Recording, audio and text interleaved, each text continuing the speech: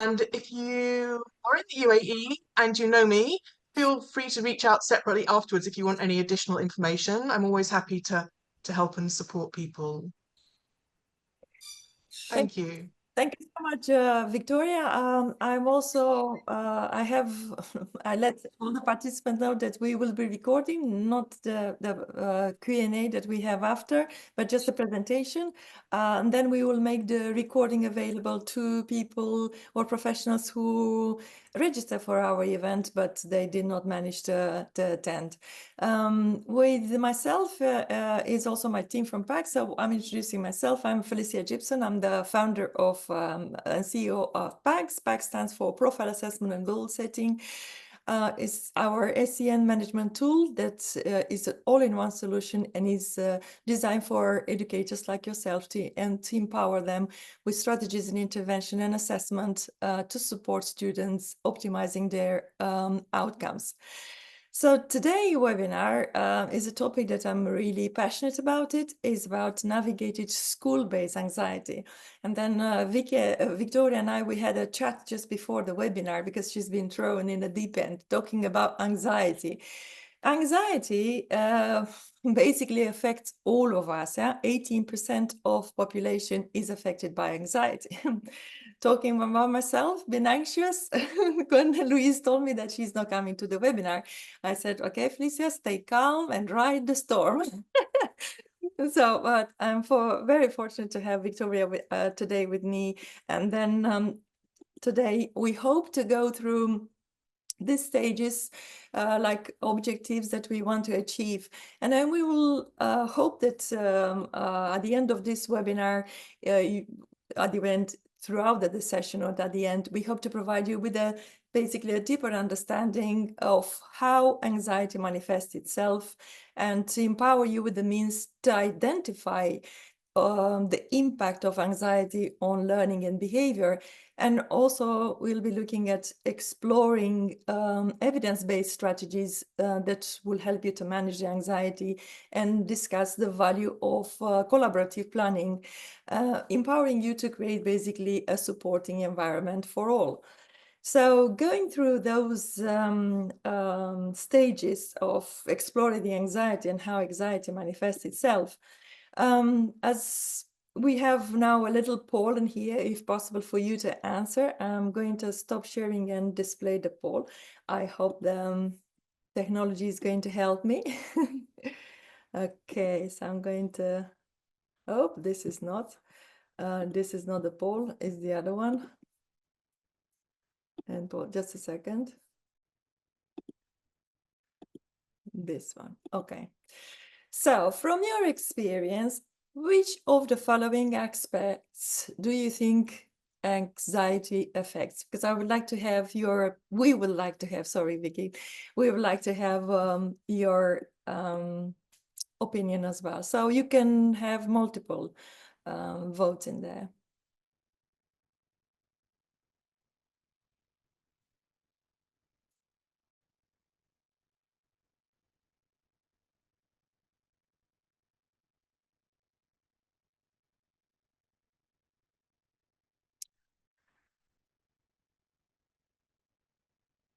Yeah, we are still, so we are 10 of the 13 participants already voted, 11 now. Maybe a couple of more to come, 12, yeah. 13 will be the maximum, 100%. So we have 92. Excellent. So if we end the poll now, okay, let's have a look. Let's share the results. The results are telling us that behavior is the first one. So anxiety will impact, just a second. Here we have still people coming.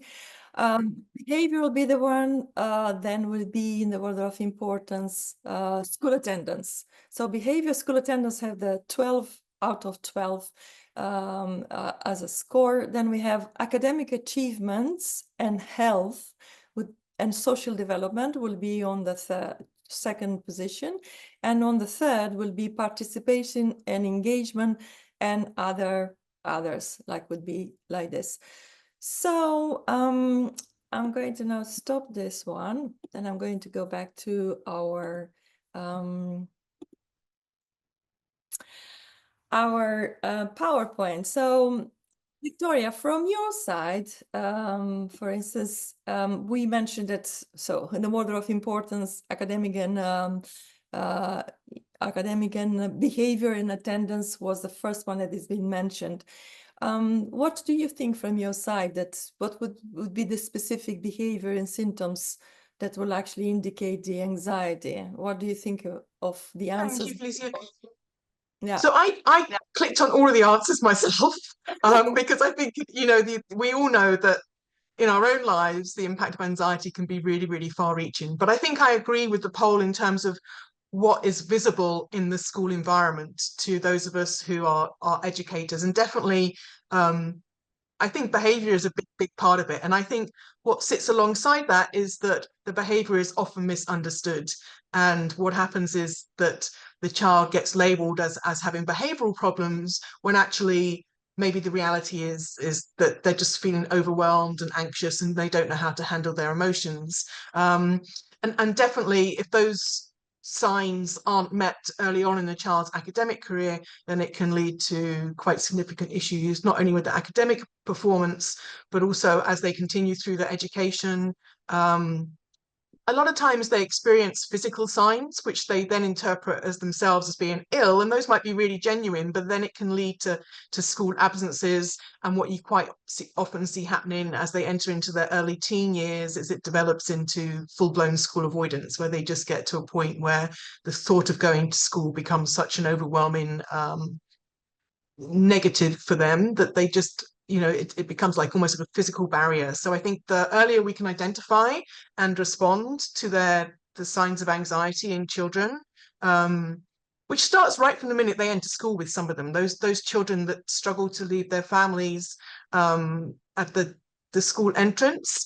It's kind of normal the first few days, but when it continues, then that's a kind of seen as a first indicator of potential for anxiety later. So yeah, I think any system which allows us to start collecting that information as early as possible is very beneficial to everybody, including the child themselves.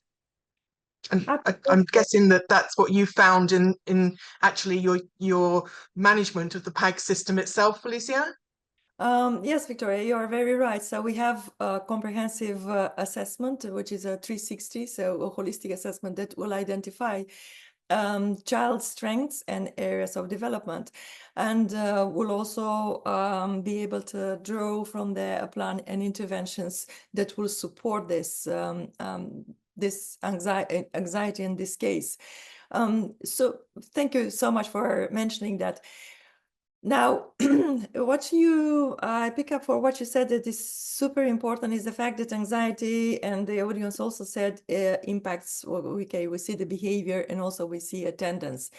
What I would like also to point out is that the fact that anxiety actually is part of development, supports development, believe it or not, and that's what the science says, but also point out to the fact that becomes a problem if it's too long, stays there for long periods of time, or that will interferes with the child's functions in the day-to-day life. And I think we can extrapolate this to us as adults. So if we have anxiety for a long time, that will have effect on all the health and everything else that is in our day-to-day life.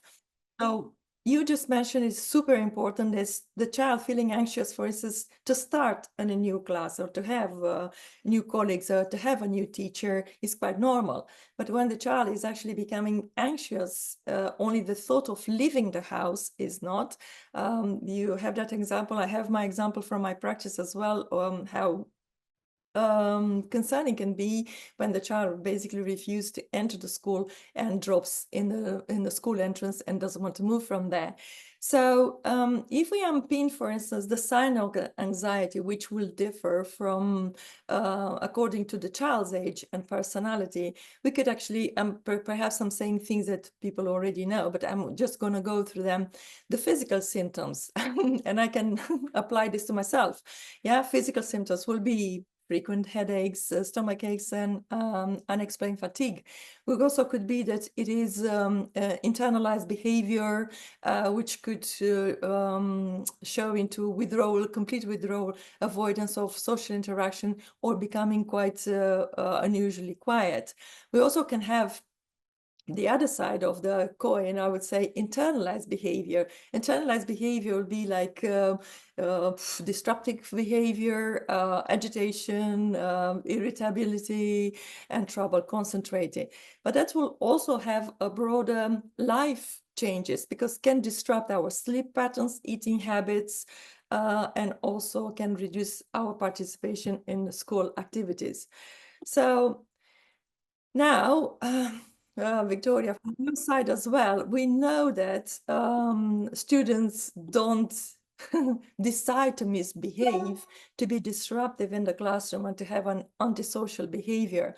What do you think that will be the underlying issues behind such behavior, and where does this all stem from?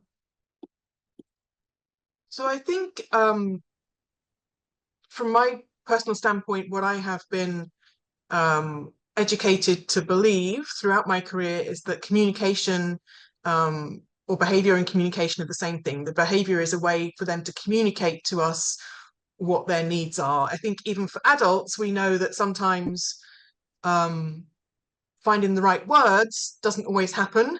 And sometimes it's our behavior which allows people to understand us. And obviously, if you're a child, that's going to be even more the case. So a lot of times what we're seeing when we see behaviors that aren't particularly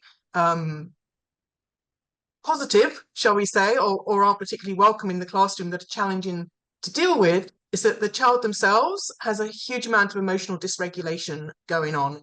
Sometimes that emotional dysregulation can stem from the school environment itself. Sometimes children have very high academic expectations placed on them when they're coming to school. I think we know that that's maybe stronger in certain cultures than it is in others. But I think overall, we know that the school systems are quite demanding for children, just not just in the UAE, but particularly in the UAE, days are very long for children because we have so many subjects which they fit in. So children are often coming to school, spending long amounts of time in an environment which maybe is feeling not 100% comfortable for them the whole time. They are often learning in a second language here as well, not necessarily always a language that they don't understand as well. They might be bilingual, but definitely a second language. So they're maybe not hearing the language that they would hear at home all the day in school, and that can cause them to be overwhelmed as well. We know we have a lot of transitions between schools and between countries in this part of the world. And again, that can be overwhelming for children. They're going into a new school, they're meeting new children, they're talking in different languages, there are different expectations, the curriculum is different. You know, it's a big, long list. And then when we talk about the unmet needs, I think that is multifold. There are unmet needs from the home environment, which, you know, every parent, I honestly believe that every parent, every family is doing 100% they can, the best they can to meet the needs of their child. But again, you know, adults are human. We are under our own pressures and we have our own demands. And sometimes, you know, particularly, I guess you can all imagine those hectic mornings when you're trying to get your child out of the house, you're trying to get out of the house. Maybe the child is showing signs of being a little bit worried or a little bit anxious, but at that particular time, the parent isn't able to take the time to stop and validate those feelings and emotions and meet those needs. So then the children are coming into school. I know myself from my time in school, most often the children that would come in really, really upset on certain days, once you spoke to them, that upset actually came from an event that had maybe happened in the car on the way to school, or an argument they'd had with a sibling or something like this, or even parents traveling, because sometimes parents travel for work. And then when they come into school, it's hard for the school to meet those needs, particularly if they aren't aware of what those needs are. You know, if there isn't that collaboration, which you were talking about earlier, and we'll talk again later, if there isn't that communication between the school and the family, then you can't be aware of some of those challenges the child is facing. And also school readiness. I think we've all witnessed children who come into school maybe for the first time into year 1 or year 2, and they haven't been in the similar environment before, and they don't necessarily have all the skills. They don't understand how to follow instructions or routines in groups of children, and they're not able to necessarily articulate when they need to go to the bathroom, or they don't understand something, and that can cause anxiety to build in them as well. So I think there are so many underlying causes, and I think as well we need to recognize that some children just have a more sensitive nervous system, be those children who are neurodivergent, who may already have been identified, or those children don't even need to have been identified as having additional needs. Some of us, children and adults alike, just have more sensitive nervous systems where we feel emotions more strongly, and respond to things with heightened levels of anxiety. So I think what you mentioned earlier, Felicia, is really important, that some anxiety is normal, and it's a normal part of development, right? It allows us to develop that window of tolerance, or that frustration window where we have, I don't like to use the word resilience because I don't think we should be teaching people to be tough, but we all have a natural window of tolerance, a natural resilience level that we're able to function within. And when anxiety becomes a problem is when that level of anxiety moves outside that tolerance window and negatively impacts on multiple areas of our lives, and in this case, multiple areas of the school day, be it academic achievement, behavior, and all of these things all come into play together. So parents will often say, should I get my child assessed? Should I do this? Should I do that? And my response always to them is, if it's having a significant negative impact, but communicate with the school, understand what's going on, understand what's developmentally appropriate, understand that maybe there are challenges in school which is leading them to feel like this, and the level of anxiety they're experiencing is natural in relation to some of those challenges. So it's quite a complex picture, and I think there's lots of different things which need to be considered, and I think we can very easily jump to conclusions of this is the cause of it or that is the cause of it. But in my experience, sometimes it can be a little thing that has caused it, but then it kind of trickles out into other areas, and then anxiety comes from multiple sources, and then it's kind of like a cycle, a catch-22 situation. Absolutely. I totally agree with what you mentioned. And again, looks like this academic pressure, social situation, and even issues at home is actually creating that feeling of the student, the child being overwhelmed. And I think that is applicable to us now, overwhelmed with all the things that we need to do on a day-to-day basis. You mentioned, and I want to add this about the emotional dysregulation. And I feel here that I know that is sometimes related, it is culturally different, but for the SOD students or students of determination or SEN students in the UK, it is ongoing stress that is going on and on and on, and is difficulties in families as well. And really important, and I will tap in this, is about the multi-language aspect, which science proves also that the fact that we have our cognitive processes go through a threshold. So we are dealing with translating that language and then going to metacognitive, to superior cognitive processes when we go to metacognition. So we think about thinking. So only when you reach to that threshold, you are able to make those decision problem solving and go higher into. So you are dealing first with the basis first, and then you are going into this part.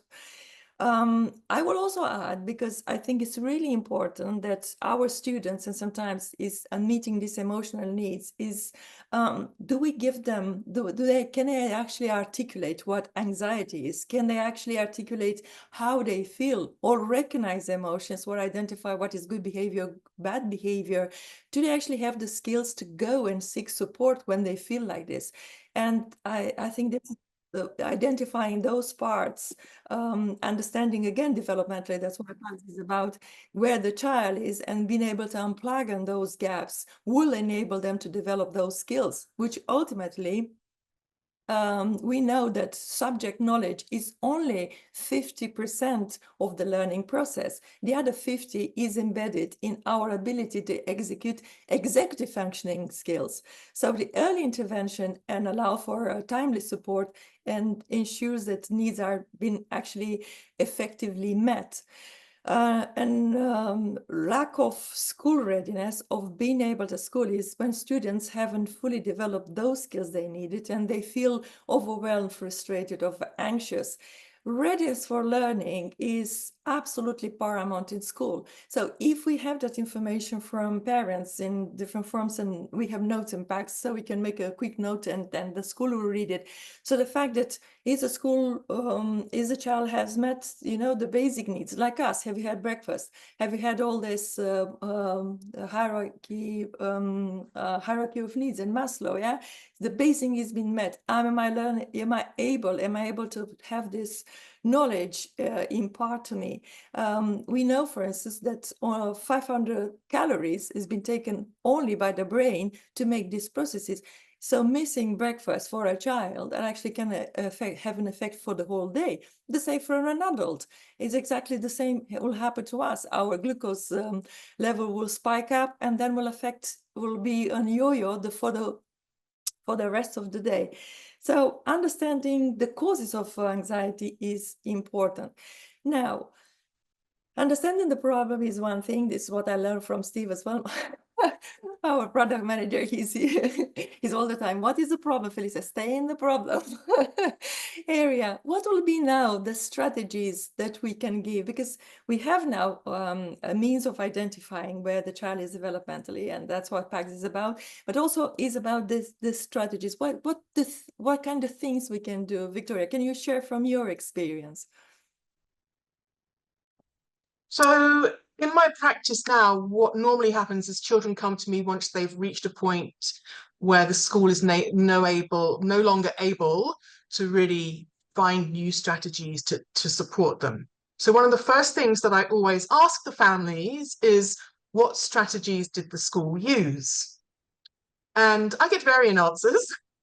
Sometimes it seems like the school has not really picked up on the underlying causes, and that some of the issues are around anxiety, and the children needs approaches which are appropriate for resolving that anxiety. Sometimes some schools, unfortunately, just go straight into the situation and they kind of present it to the parents of, your child isn't following the rules, they're having this problem, they're having that problem, and they're very negative about it from the outset. And that doesn't help at all, because that just creates anxiety in the parents, which then has a knock-on effect to the children. So the situation just continues to escalate. So I think what I find is, if we can really get schools to understand that the child is not doing that by choice, the child is behaving in these ways or having these needs because there is something driving them that is not in their control. So one of the reasons that we feel anxiety by definition is kind of a fear of the unknown.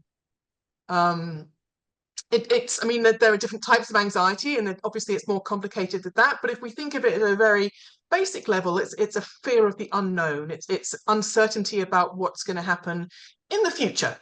Some people do a lot of rumination and focus on what's happened in the past as well, but there's still kind of ruminating on the past in the context of how is that affecting the future. So giving the child as much information as we possibly can in advance can really, really support that. So I think what schools have started to do in some situations is, I think most schools now send out a video of the new staff and the new routines and things like that before the year begins for all students, which can be really, really helpful. But maybe if there are children who are transitioning within the school and the school has information about this child having higher levels of anxiety, then the school might prepare special videos just from their new teacher to that child that's quite personalized. They also probably have days which the child can come in earlier. Maybe sometimes children don't always know, the school doesn't always tell the child before they begin who their new teacher is going to be, which I think causes probably parents as much anxiety as it does children.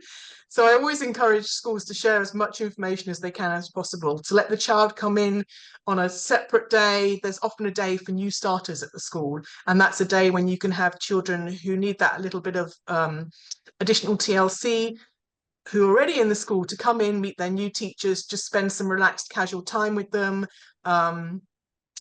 So sharing videos is very important as well, like sending home videos of, this is the entrance to the school, this is where you're going to put your bag, this is where you're going to eat your lunch, just to enable them to like have a little bit more certainty about that environment. And I think equipping the child with skills, being able to talk through the situations that are making them feel anxious, and create more confidence in them that they are able to deal with those situations. Maybe talking to them about, well, in the past when this happened, was it okay? What did you do? How did you handle that? You managed that situation in such and such a way. You know, I totally understand your anxiety. We want to validate a child's anxiety. We don't want to dismiss it, but you want to give them realistic ways to be able to handle it and to be able to feel more relaxed. And then I think in the moment, what I quite often see is people telling the child, well, why don't you try this? Why don't you try that? And people talking to the child quite intensely to try and get them to calm down. Now, in my experience, that doesn't work in the moment. You've got to prepare the child for that before. You've got to have taught them the strategies and the techniques before they're in that state of anxiety. And certainly with children who you can see are feeling a bit overwhelmed, adults with the best intentions want to calm them down and want to soothe their nerves. But if you think about yourself when you're in a high stress situation, if people are talking to you and trying to give you advice and support you, 9 times out of 10, I think that just creates more stress, and our hearts start to beat faster, and we're like, wait a minute, just and children are the same. I think what's really, really useful for adults who are working with children is to remember children are just, that they're small adults in many ways. You know, they do have their own specific needs, and we have to remember that they're a much earlier stage in their cognitive and their physical development than adults are. But anything that we experience to do with anxiety and emotions, children experience the same, except for them, it's probably more intensified because they haven't had the chance to develop those coping skills and the more sophisticated parts of their brain, which they're able to be respond to that anxiety and to help them to regulate it. They just, the panic starts much earlier and probably sustains and gets much bigger for children over the same thing that adults might have just a little glimmer about. So yeah, I think doing as much preparation up front as you can, building in routines, building in consistency, always giving children the heads up when things are going to change. Like children get very upset about fire alarms going off. I had one child that I worked with who, this wasn't an in-school situation, but she had got so upset by the fire alarm going off at home in her building repeatedly at night that in school, all she could think about and all she could talk about the whole time was, what if there's a fire? What if the fire alarm goes off? And that became her overwhelming thought that just went through her head repeatedly, which obviously is going to limit her ability to learn and to interact socially. So yeah, that whole preparation and acknowledgement and validation, and then finding the right time to talk to the child about things that they can do to support themselves.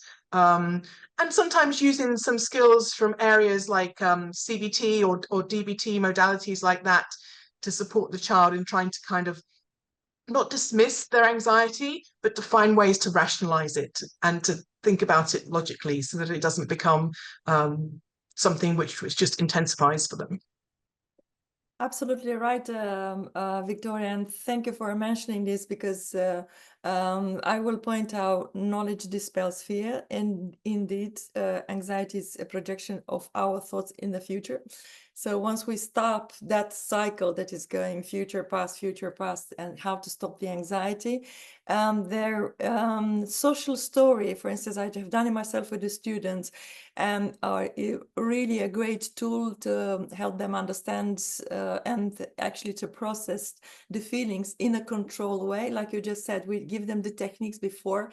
And I add here, prevention is better than cure, because if you are proactive rather than reactive, you're going to get better results in the longer time, which means that you are planning throughout the day to about it, not being immediately reactive to the behavior. Via the social stories, which I have done it in primary school as well as in a post-16, is the fact that you actually can build a situation and you can identify situation which those situations triggered anxiety or fear, like for instance, fear of dogs or fear of being in the dark in a car, and how this trigger anxiety in some students. I had a student that was absolutely terrified of dogs, so anywhere that we would have gone, he would have jumped on us to be protected. So you see how you build on this and establishing step-by-step strategies to manage these emotions. Also, what via these social stories, we also can reinforce that it is normal to feel worried and afraid, and to provide this reassurance. Also, I found it from the practice is the situation cards and role play. Oh my God, role play is really powerful for the students. We have done role play in post-16, and it was a situation where they had to describe themselves of either frustration or anger. And I had a student that went a little bit over the board, so he threw all the books away on the floor. And after that, after the role play was finished, when the classmates guessed what the kind of emotions was expressed in there, he put all the books back away. So is he teaching them that it is okay to be like this, but what do you do after the reparative, the restoring, the response to intervention? How do they respond in that situation? And role play are we in the classroom. I'm a teacher myself, so in the classroom as well, we are all the time in that position, being the role model for the students. The coping techniques, and which I applied as well for myself and also for the students, finger tapping might be as well a good grounding exercise. Breathing exercises, just to split this cycle, 5, 4, 3, 1, that breathing exercise really helps. And positive self-talk, is you've got this, you can do it. So you can, when you tell that to yourself, and I keep telling myself, you got it, Felicia, you can do this. When I heard that Louise is not coming in a webinar, that was for us as well. Something that I have to adapt straight away. And in terms of accommodation is, if we create, for instance, cards like if and then, yeah, it's also very good when students can practice solutions for challenging situation or how to manage also negative feelings. What we said before is their ability to articulate those emotions and increasing their vocabulary, for instance, to be able to express, starting with recognizing emotions and going through the scaffolded approach till you get to the anxiety and stress monitoring. And we should provide, and I'm sure that all the practitioners that are in this webinar, regular brain breaks. Like you just said, when the child is dealing or going through a tantrum or having a behavior, how you manage that behavior and how you do the debriefing after, and also preempting that by giving them regular brain breaks. Well, they could go and regulate themselves and manage the overwhelming feelings, and allowing them to reset and refocus during the day. So having said that, this is we go to the next point, which I really like, how you pointed out about the collaborative planning and parents and school working together. So how important is this from your side, Vicky, this collaboration in between the school specialists to support students with anxiety? So to put this in a little bit of context, one of the reasons why I have left school environments is because over the time that I have been working in them, I've come to realize that the family side of things and the support that families need has such an impact on a child's experience in school, but the school alone cannot change that. It needs to be done with all the people who are involved in the child's life together. And I think sometimes it's very easy when we work in the education profession to get into a mindset, I wouldn't say of blame so much, but maybe of like them and us, like that's the family, that's the school, this is our role, this is the parents' role, and to kind of see those as two separate functions, where the reality is quite different, because as we've been talking about, fundamental to any child's success at school in terms of achieving their academic goals is their emotional state. And that starts at home, and that started at home way before that child came anywhere near our door and into our classrooms. So I really see the parents as being absolutely key. But I also think that parents are sometimes key in the way that parents themselves often are experiencing very high levels of anxiety. So we have to approach this in a very gentle and thought out and compassionate manner. We don't want to send parents' anxiety even higher. Like, I think parents will tell you when they get, it's probably a leftover from their school days, but when they get that call from the school, or they get an email which is basically saying to them, can you come in and see me, from the child's teacher, or even worse, from the school principal, their anxiety levels rise as well, you know? So that collaboration, I think, starts right from the moment that parent comes into your door. And that's not me saying that parents need to bend over backwards to accommodate teachers need to bend over backwards to accommodate parents. The teacher needs to have boundaries in place.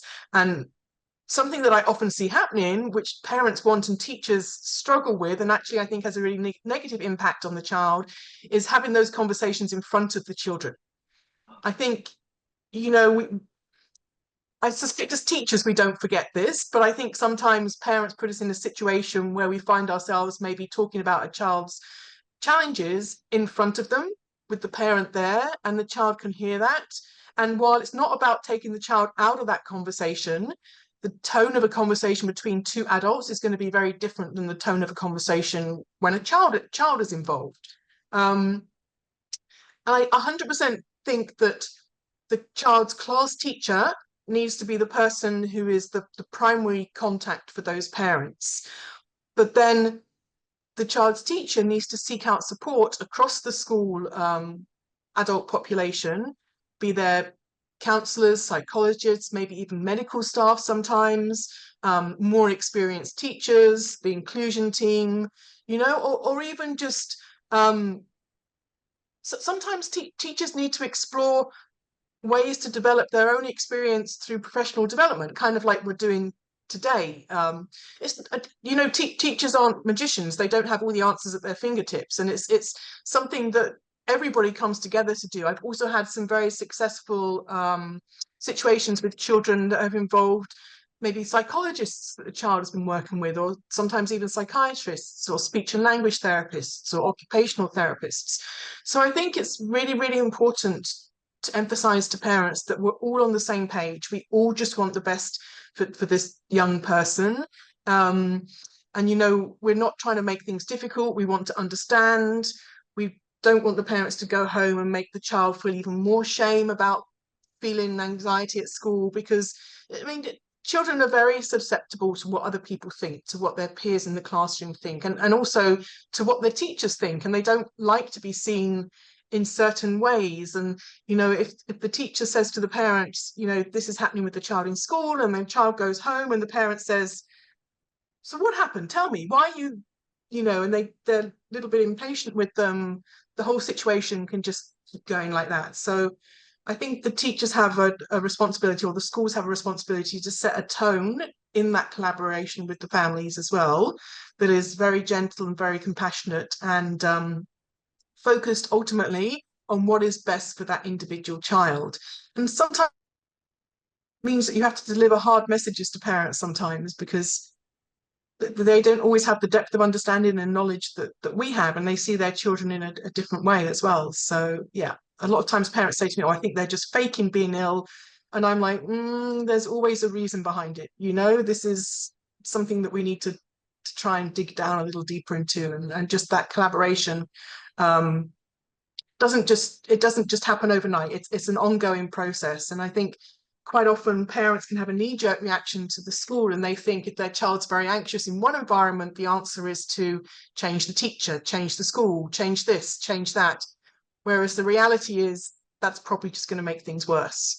And actually giving the child some stability and just building on those relationships that they already have can really help to find the answers. Absolutely right, Victoria. Is the parents are indeed, and I work with parents myself, are they have a wealth of knowledge about their child. They know their personalities, they know the triggers outside, and also the behaviors that they have sometimes at home or even at school. And I think bringing these professionals around the child, it is paramount. Working together as educators, meaning the child, the parents and the teachers, to get a full picture of the students' challenges and to create that circle of support where the child feels supported, safe, and actually knows that there are adults that will help them. I totally agree with you that having a conversation in front of the child would have to be quite carried out in a professional manner that will not diminish, will not be detrimental to the child's future development, because sometimes those conversations can stay with the child for a longer period of time and affect their mental health. The same as the teacher can be in that situation where, that blame culture, when the teacher feels that, oh, it is my fault. It is nobody's fault. I mean, the teacher have an immense responsibility in the classroom. In my class, I had 3 types of students, groups that I have to look after them, so to teach them. So starting with the severe learning difficulties to moderate and to the high functioning, it is an immense pressure on the teachers to do this. And to have this communication with the parents when the parents are coming to you in those discussions, to have to empower them basically with the vocabulary that they can express the child's challenges in a meaningful way. So this is what we do in PACS as well. We create that collaborative approach when they answer some questions and actually, oh yes, I remember that when he was doing this. Oh, can they do that in that situation? And actually, you transfer that situation into words, and you are able to articulate and to describe the challenges in a meaningful way that will have an effect in setting up the right intervention and assessing those interventions, how effective they are for the child. Collaborative planning is the consistency, as you said, in between the school and home really has to be aligned, because the mixed messages will only confuse the child.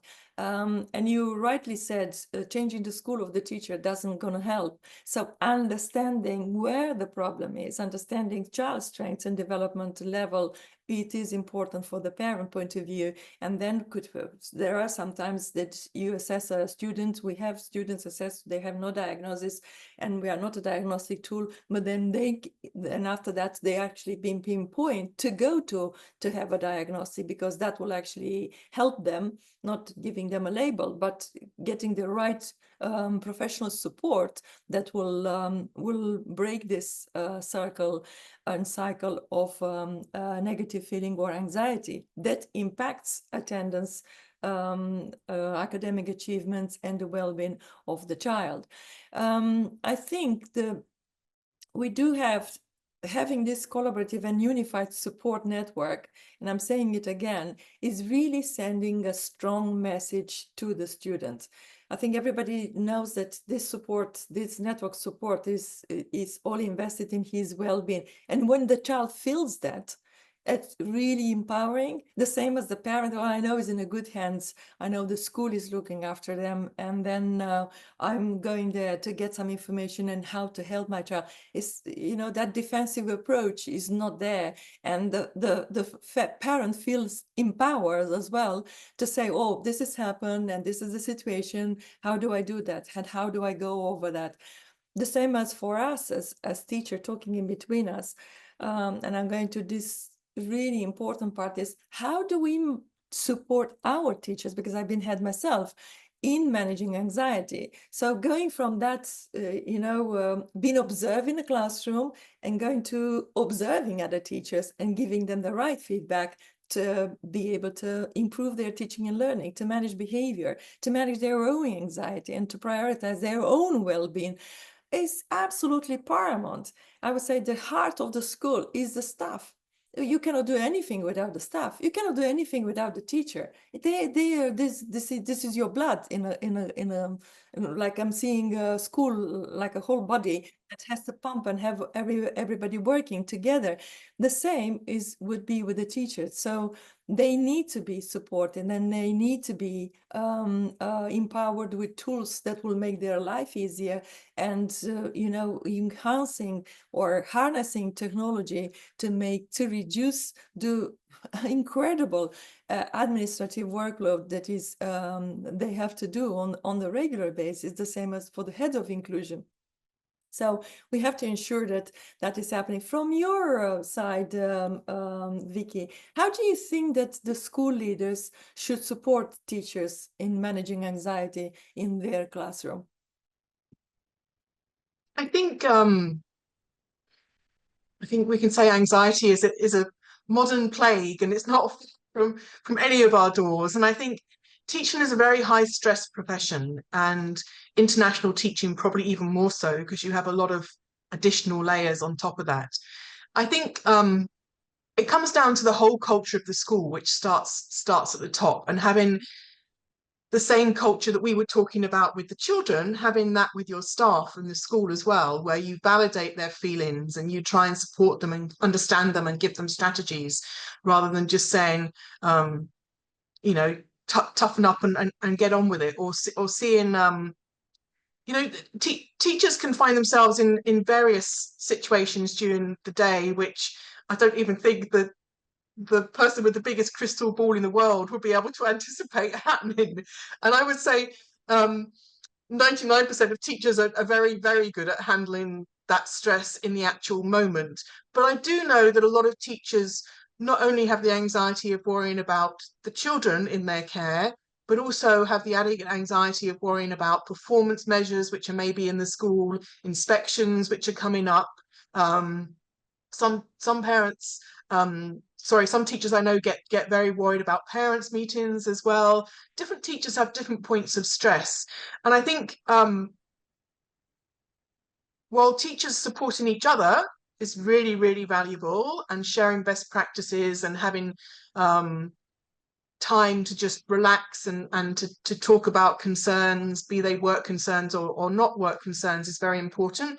I also think that the culture of the school needs to be one where I know that if I go to somebody, my senior, my line manager or above, and say, look, I'm in this situation and I really need your help and support, I need to do that without feeling anxious. I need to know that the school has my back, that the school as a whole, that the people further up the chain have my back, and not to the extent that they will defend me for something that I have done wrong, but that they will support me and find ways to help me to repair things that sometimes do go wrong in the classrooms, have a chance to repair those with the children. But I also think the school needs to build in time in the day for teachers to spend with individual children, because that can be invaluable. Just spending 5 minutes with one child, one-to-one, a few times a week,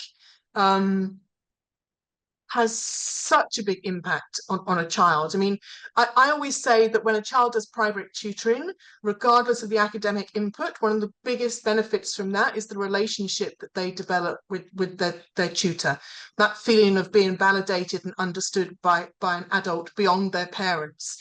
And I think in the classroom, children are spending so much time in school, that is absolutely essential. And I've seen that transform children's behavior. It allows both parties, the teacher and the child, to see each other in a different light. But teachers can only truly do that without feeling added pressure if the school has systems in place which allows that. Like I've seen schools where they give like everybody has planning time, but then maybe they have setups where you have an extra adult in your room a few times a week for the purpose of you spending time one-to-one with children, and in whatever format that might be. With younger children, often just reading time together is really valuable, and you can have discussions around that. With older children, it might literally be, so hey, tell me how it's going, you know, what are you finding difficult, what can I help you with? So schools that have a culture of allowing teachers to have that time to spend with children without feeling rushed and like they've got to turn the next page or get to the next objective, or you know, push them through the next lesson. I think that's really important from a school culture perspective as well. Absolutely right. Having this communication channel and support for staff and getting staff well-being at a very bigger scale, I would say, that will have an impact in the classroom as well. If the teacher feels supported and has this cycle of support, he will go in the classroom and he will do the same for his children, and then you have the best academic results. And also encourage ensuring that the teachers actually have I had in my school PPA, so the planning and preparation, and also we had an extra session when we did like twilight session for either extra research or other things that could be added for the curriculum or for the heads of department, and having the efficient tools and the resources that will empower them to support the learners. I think I've been struggling when I was a teacher to have resources and strategies. And I said, why don't we share them? Because we all work and do so. So sharing this best practice. This is what we in PACS, we allow now teachers to upload, you know, to have the strategies that they can share at the school level. They can have the school targets. They can share it at the school level or in between the schools. I think everything that I experienced, and I wanted so much to happen in the school environment. How would that be if we have those tools and really affordable to be able to create this communication with parents, communication between teachers, uploading the resources and sharing the resourcing and forming a community. I think supporting them in managing this anxiety is really really important. And with that, I would say, because we will also coming to the time, is that special educational needs is the heart of PACS. Our mission is to make special needs education available to everyone. And then to support schools in managing students' anxiety, we offer a free consultation of 30 minutes for the first 10 people who actually will reach out to us. You can book this via www.pacsprofile.com. For the schools that are already working with us, they know how to reach me because we already have channels of communication. For the new schools that would like to meet us, I will be really happy to meet you and offer a 30 minutes free consultation if you would wish to book that with us. And with this, so just allow you to have the PACS profile website is here.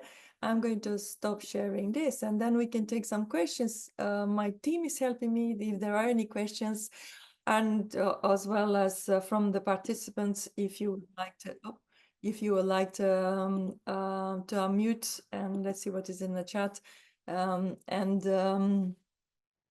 ask any questions. Victoria and I, we will be able to answer. Let's see this one. So there are any? Yeah, your details as well. And I hope my staff also adds our details. Josie, are there any questions in there that we need to answer? So mainly it's just comments, yeah, about things that they find work and things like that, rather than questions in the chats. Okay. Is anybody else from the audience? Shirley, would you like to say you've been through all these processes as well as principal? No, I just think it's great that you've got this group of people with, you know, navigating this and making this voice louder. I totally agree with what Vicky is talking about in terms of within schools, and if there's not that link between home and school and that preparation, you know, we're going to trigger anxiety, you know. So it's you said, Felicia, prevention is better than cure, and I think everybody here is on that same wavelength. I 100% know, as a very inclusive schools in the UK and here in the UAE, that everyone's anxiety dropped. Children, I had a particular case of a child who should have been in secondary school coming into primary, and navigating his success in the mainstream, yes, was all about all the things that you've just mentioned, but good collaboration between school and home. I think out here in the UAE, as Vicky pointed out, there's a real difficulty due to transition, due to turnover, due to all of those things. But by having this model, you know, it's about the communication, it's about easy access, it's about, like, my parents had access to PAGs at home, they were signed up, but the pre-assessments and the dialogue that opened, you know, was unique from normal school assessments out here in Dubai, but also within the UK, you know, because Felicia and I have been on a 4, 5, 6 year journey now together. And so there is real mileage, and there's a lot of development work that has been happened so that the platform is easy to navigate. Many of my teachers from all different nationalities took it on board, you know, and communication around the child is the key, and that collaboration, as you said. We even had some children who went to centres throughout parts of their day. So they were maybe on part-time timetables and then went somewhere else in the afternoon buses, and we were collaborating with some of those centres, so the other therapist or the other specialists that were working with the child also was within that child's PAGS platform, and that collaboration is just so strong, and it can only do good for children, you know, wherever they are in the world, honestly, Felicia. And I'm just really pleased that, you know, this is happening, and it has my 100% support and admiration for it.